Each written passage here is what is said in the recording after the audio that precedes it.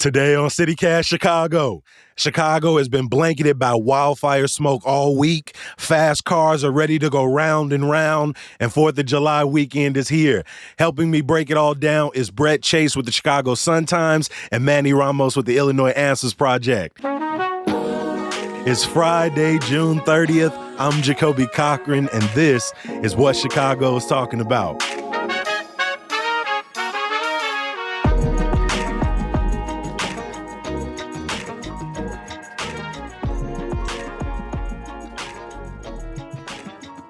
Good morning, Manny. Good morning, Brent. Welcome to CityCast. Good morning. Thank you for having us on. Now, I'm excited to have you both. Brett is live from the basement, Manny from his porch. Y'all can hear the birds in the background. With so much conversation over the last few weeks about Chicago traffic, about NASCAR coming to town. Our lead producer, Simone Ali and myself, earlier this week, we're talking about how good we think Chicago drivers are. And so, Manny, I want to start with you. How would you rate your average Chicago driver on a scale of 1 to 10, and why? I think I would rate Chicago drivers about a 6. I think just for the sole purpose, we're not as bad as places like Florida. I spent a lot of time in Florida, and those drivers don't even pull over for emergency vehicles. But we are bad in the sense that, like, we have a thing called the Chicago stop sign, where it's sort of like you just kind of stroll through the stop sign, and that's incredibly dangerous. So I would say, yeah, about a 5 or 6. We're sort of middle of the pack there. I remember when I was learning how to drive, my mom would always have to get on me about that because I would just get to a stop sign in our neighborhood. I see nothing. And so I just kind of rolled through, and she would tell me those are the type of bad habits you build over time. I'm not sure how much better I've gotten at it, but I'll give you that. We're terrible with our stop signs. Brett, how would you rate Chicago drivers 1 to 10? Yeah, I think I'd give him 4. I agree with Annie. I mean, those the rolling through the. I live right by a park, with lots of kids and day camp, and there's a stop sign that nobody stops for, and then there's all the guys and drivers are constantly checking their phones. I mean, that's the big thing that bugs me. So yeah, I think a generous 4. Between Manny and Brett, Chicago drivers are averaging a whopping 5. Honestly, I think I'd give us a 7. I give us a 7. We were talking about this earlier in the city. I think, yes, Chicago drivers are reckless, need to do better about texting, slow the hell down. But I do think a lot of Chicago drivers I've been in the car with are very skilled in their recklessness. Maybe not the texting and driving. I get nervous with that. But I know some speed demons who just, you get on the highway and they be whipping it. It's dangerous, but it is something a little exciting about being in that passenger seat. Yeah, for aggression, I'd give it higher marks. If you're aggressive drivers, we're up there, 8 or 9 probably. Yeah. We have had an interesting week across Chicago, particularly because we have not seen a lot of sunshine. Many of the reports that say Chicago has had some of the worst air quality in the world this week due to wildfire smoke from Canada. But Brett, I want you to go beyond the headlines. Can you explain to CityCast listeners what have we been dealing with this week? And I mean, is it likely something we'll continue to see in the future? Yeah. Well, what we're seeing, is the result of decades of climate change, because of our practices of, burning fossil fuels, of not heeding the warnings. So what we have is this massive forest fire in Canada. I mean, 19.5 million acres. That's more than half the size of the state of Illinois is on fire right now. And all that smoke is billowing, down here to Chicago. We saw it weeks ago, New York City. It's actually hitting Europe. It's so big. So we have this smoke, and within the smoke is this type of pollution it's kind of a catch-all phrase. It's called particulate matter, and it's just tiny, microscopic bits of soot and all sorts of little stuff that gets lodged deep into our lungs, and it can be quite deadly. It's really unusual that we have these ratings from the federal government of like very unhealthy and unhealthy, and we've had 3 days worth of that. Typically through the summer we have unhealthy for sensitive groups. We're talking about the very young, the very old, people who have asthma or, a whole host of other, lung conditions. So this is something that we, probably saw coming, but, here we are. Definitely didn't prepare for and definitely didn't educate people on. I mean, you talk about the raging fires. At one point this week, there were nearly 500 active fires taking place in Canada. And I think the last time I checked, that number was around 483. You talk so much about, not heeding the warnings. This is the impacts of climate change. So does that mean we are likely to see more intense fires and to see this type of smoke making its way down into the Midwest and Chicago more often moving forward? It looks like it. I mean, this isn't hopeless. I mean, we could start, and we have. We've started. As a policy. Like the state of Illinois is phasing out, fossil fuels for energy. It's doing some promotion of electric vehicles, although a lot of advocates say we could do much more. But that, it took decades for us to get this far, and it's going to take decades for us to start reversing, the trend. But yeah, I would say, I mean, I can't predict that we're going to have a massive Canadian fire like this next year. Hopefully, we don't. But we're definitely going to have more fires from the Western U.S. Later this summer. So we're going to have, we'll see how intense. Historically, these have become, hot, bigger, more intense. And it is climate. I mean, I know there's still climate deniers out there. It's real, and it's been happening. Manny, the entire city is talking about air pollution and air quality right now, but neighborhoods across the South and West sides deal with poor air quality every single day. Places that live close to highways, neighborhoods like Little Village and Pilsen and Roseland, and even up in Irving Park and West Ridge. Do you think this moment will kind of use this as a way to start talking about the daily air pollution issues that face our city, particularly Black and brown communities on the West and South side? Yeah, unfortunately, I don't believe so, right? I mean, and Brett has done some extensive coverage of the air quality issues in these neighborhoods that you mentioned, right? But I mean, just take a second to think about what happened in Little Village with the smokestacks that kind of just exploded when they were demolishing that for a Target warehouse, right? Like that happened here in the city where a plume of dust covered an entire neighborhood, and nothing really changed in any significant way, right? I mean, there was even the mayor at the time was also fighting for any reports to come out, which Brett covered also. So I don't feel that like anything that happened up in Canada that's causing a few days of pretty terrible air quality is going to have any significant changes here in Chicago at home. At this exact time that we're dealing with poor air quality, NASCAR weekend is upon us. And if there's one thing that contributes to air pollution, it is definitely vehicles. But people are sort of split on this event, both excited as well as cautious, and all the way up to skeptical and downright mad that it's happening. Manny, how are you feeling that NASCAR weekend, with all of the hype, is finally here, but also falling at this particular time? Yeah, I think it's as you mentioned, it's one of those things that you've either been dreading or excitedly looking forward to. And it's here this weekend. As you mentioned, NASCAR's Xfinity Series is set to kick off on Saturday with its Loop 121, beginning about 4 p.m. on Saturday. Then a Cup Series, which will follow the next day on Sunday. And, it's going to shut down pretty much all of downtown, and especially around the areas where it's happening. And I know Chicago air quality is terrible right now, as we've just been discussing. And I know there probably are some concerns about having 40 cars whizzing by in downtown could be even more harmful to the air. But a Block Club Chicago story by Melody McCardle indicated while the race doesn't necessarily help with ongoing air quality conditions, it also doesn't compare to the fact that more than 1 million cars are polluting the city every single day. So while it's terrible, yes, it's not going to sort of add to sort of the harm that we are already experiencing, specifically in neighborhoods that you mentioned earlier. And personally, for me, I find this NASCAR series somewhat of a nuisance, but I know there are some diehard car fans out in Chicago that might enjoy it. But if you have no business being in downtown Chicago, I would recommend staying away from it.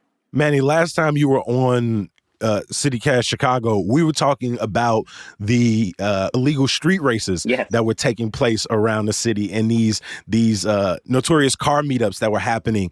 And even then, the city was announcing the NASCAR series. This was last summer, and you said it felt very hypocritical at the time. And now that we're here, do you feel the same way? 100%. I mean, this is something that is putting. I mean, it's a dangerous activity, and folks get really upset when these unsanctioned events happen on Wacker Drive or happen in areas of the Loop or downtown. And to be putting on sort of a city-backed effort that's basically doing the same exact thing in terms of how loud it's going to be, how much traffic it's disabling.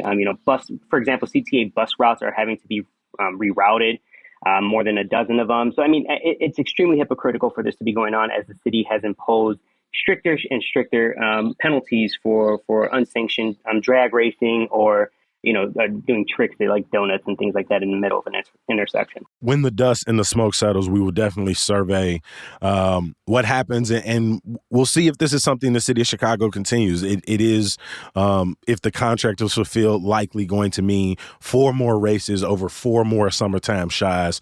So everyone will be watching. And if you're listening and you want to learn more information, not only about NASCAR weekend, but what you can do to check air quality in your neighborhood, even build your own DIY air purifier, head over to the #1 newsletter in the city of Chicago, in my heart, Hey Chicago, at chicago.citycast.fm.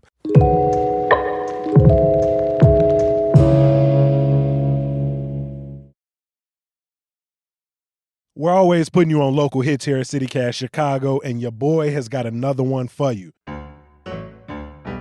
Revolution Brewing is the largest independently owned brewery in Illinois, and this summer, you gotta try their Freedom Lemonade. Basically, it's lemonade, but with ale instead of water. Yeah, you're starting to picture it. At just 4.5% ABV, it's a great option for anyone enjoying the day outdoors, even if you're not usually into beer. You can find it at Revolution Brewing's tap room in Avondale, or the Original Brew Pub in Logan Square, or wherever else Revolution beer is sold. And be sure to check out their other Chicago-made offerings at revbrewing.com. That's REV brewing.com. Every single Friday, we want to also look at the stories that weren't on the headlines throughout the week. And Brett, you recently wrote a piece that's really interconnected with these top stories because as Manny said, we could talk about 40 cars in NASCAR, but millions of cars are on Chicago roads and highways. Can you talk about yet another potential highway expansion project in the city? Yeah, in the closing days of the Illinois legislature, there were a couple measures pushed through. One was a resolution, one was part of it was placed into like a big budget bill, and it revives. One measure revives this idea that came up under the Ronner administration of expanding the Stevenson, by a couple lanes, and you can do this without actually, within the existing footprint, but it's going to mean more, trucks and cars, driving past the southwest side of Chicago, which has this unbelievable amount of traffic already. I mean, this is where a lot of these last mile warehouses are going up. This is where there's, we talk about Little Village and Pilsen and the air quality in those neighborhoods and McKinley Park. And we're talking about more and more, pollution. And the diesel trucks that roll through those neighborhoods on the daily are already a nuisance for neighbors. Yeah, so understandably, there were a lot of community and environmental and health organizations concerned about this and saying why is this getting pushed through without a lot of debate, and then there was almost a companion measure which was giving more leeway to private organizations to build our roads and then charge a toll basically. Both of these things are probably going to be years off, but it's at a time where we're also talking about improving our air, and there's always a disconnect, whether you're talking about the state of Illinois or the city of Chicago, because they talk a lot about environmental justice, but they also talk about the economic engine, which is what they call transportation, distribution, logistics, which is just bringing more warehouses, more trucks, for all that stuff that we order on Amazon and everywhere else, and it's, Mm-hmm. they call last mile distribution points, so we can get that, fancy, cat litter, or cat food delivered to you, same day. But, it's, Can you truly have environmental justice in a system built and reliant on those type of systems? it's a good question because they seem to contradict each other. And I want to bring Manny in here because his story hits on a very similar contradiction. When we talk about what does development mean for a neighborhood, yes, people are rightfully excited that the Obamas have chose to bring their center to the city of Chicago. But what that means for South Shore residents over the last 8 years has been a very difficult fight. Manny, there was recently a CBA summit. What do we hear coming out of that? Yeah, so I guess just to give a little context first, right? South Shore residents are still pushing for some sort of housing protection from the city as construction for the Obama Presidential Center is underway. Unlike neighboring Woodlawn, South Shore doesn't have a CBA to protect residents from displacement because of Mhm. and prospects from investors coming in and purchasing land, rising rents, and things of that nature. And I've written in the beginning of the year about how fears of displacement are real, that investors in South Shore are buying larger shares of homes for sale than they've ever had before. And this tick up in purchases are really occurring following the announcement that Jackson Park is going to be the home of the Obama Center. So last week, a summit was held to really talk through a CBA. A community benefits agreement, again, just for people who might not know the acronym. Exactly. So thanks for clarifying that for me. But yeah, and Block Club covered the story in great details. I recommend people go out and check it out. But basically, the ordinance is designed to protect renters, homeowners, and condo owners. It looks also to set aside all city-owned vacant lots in the neighborhood for affordable housing. But it seems to have the backing of its aldermen, which it didn't have before. This situation seems to be coming to a head right now as we're approaching the anniversary of the Woodlawn CBA. I think South Shore residents are going to continue to push forward for this that they've been pushing for the past past 5, 6 years now. So I think it's just going to continue to be coming and to pick up some steam as it should. As you said, the new South Shore Alder Desmond Yancey supports the Yes. measure. Alderwoman Jeanette Taylor, who helped secure the community benefits agreement for Woodlawn, is in support. But Taylor reminds us that while this ordinance has been passed for Woodlawn, it has not stopped investors coming in and buying up properties. It is not stopped, high evictions, with Woodlawn and South Shore seeing some of the highest eviction rates in the city right now. And so people don't want just sort of on paper a CBA that tries to hold the Obama Center accountable, but they want an ordinance and something tangible, like you said, vacant lots set aside. They want money for people who have been displaced. They want loans and grants made available for homeowners, condo owners, and renters in the neighborhood for them to be able to stay, in addition to some worker protections as well.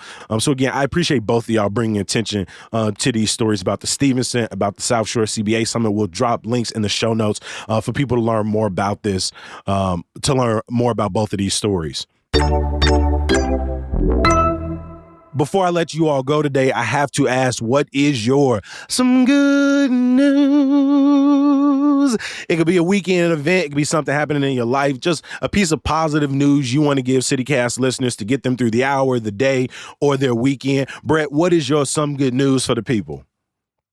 Well, this is a weird way to back into it, but we lost a tremendous artist a year ago, Jamie Branch. She was a jazz trumpeter that started here in Chicago, moved east, but always stayed on with the awesome eclectic Chicago record label, International Anthem. And it was just announced that just before she died at age 39, she had finished an album, which is finally going to get its release in August. I'm really looking forward to it. You should definitely check it out and check out International Anthem, because it makes some of the most, or releases some of the most interesting music that's being made today. It is going to be coming along at the perfect time with Hyde Park Jazz Fest as well as the City Series Jazz Fest taking place in late August, September. So we'll definitely make sure we look out for that. Manny, what is your some good news? Yes, I got two here. First off, we're in full barbecue season now. So that means a lot of good food, good drinks, hanging out with friends and family. So 4th of July weekend, as you know, is this weekend. Some folks probably going to be having some grilling sessions happening, and I will be one of them. So I'm looking forward to hanging out with some friends, eating some good barbecue. Having a couple beers and just really enjoying what is Chicago summer. Hopefully, the air quality improves a little bit before then. I'm praying. But yeah, that's one. The second, Righteous Gemstones on HBO or Max is back on. So I'm hanging on by every Sunday to really watch the show and have a good time. It's a fantastic show. I recommend watching it if you haven't already. Hey, I definitely have caught up with this season, and I'm loving it. I got to ask both of y'all, Brett, what's your go-to food at the cookout? What's something you're looking forward to during a 4th of July barbecue? I usually marinate some chicken and, cook it and smoke it. That's the Okay. That's the most important thing is to do it over indirect heat and smoke it for a while. Okay, low and slow. I like that. Manny, what are you looking forward to at the barbecue? Always got to go with the ribs. The ribs for me. Can't always escape that. What about you? Oh, I knew you was gonna kick it back to me. Smoked brisket.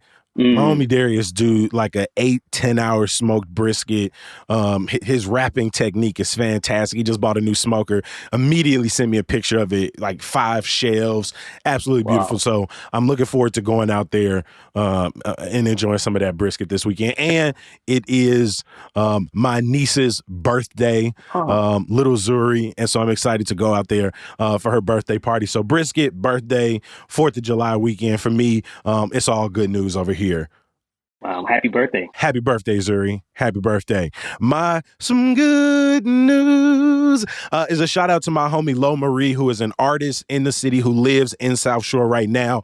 Fun fact, Lauren did our CityCast Chicago headshots. So if you see our new headshots on the website, those were provided by Lo. This weekend, Lo, who is a photographer and a visual artist, is teaching a collage making workshop for people. That is her art form, sort of mixed media, painting, collage. So she's teaching people how to do these collage journals in Westtown. So if you're looking for an indoor activity, a little bit of art, a little bit of poetry, and a DIY project, make sure you hit up Lo Marie. I will drop a link to the event in the show notes. That's all for us here on CityCast Chicago. I want to give another thanks to Brett Chase from the Chicago Sun-Times and the homie Manny Ramos from the Illinois Answers Project. It was an absolute pleasure talking with y'all today, fellas. Thank you again for having us on. Thanks for having us.